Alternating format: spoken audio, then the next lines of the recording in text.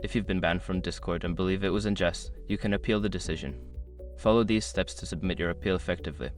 Step 1. Gather information. Collect all relevant details about your ban, including your username, the server name, and any messages or notifications you receive regarding the ban. This information will be crucial for your appeal. Step 2. Review Discord's community guidelines. Familiarize yourself with Discord's community guidelines and terms of service. Understanding the rules will help you frame your appeal and identify if there was a misunderstanding. Step 3. Write your appeal. Compose a clear and concise appeal message. Start by stating your username, the reason for the ban if known, and express your understanding of the guidelines. Politely explain why you believe the ban was unwarranted and request a review. Step 4. Submit your appeal. Send your appeal through the appropriate channel.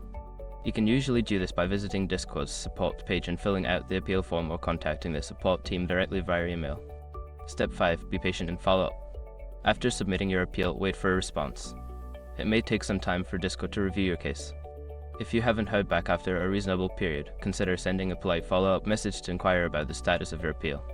In conclusion, appealing a ban on Discord requires careful preparation and respectful communication. By following these steps, you can increase your chances of a successful appeal.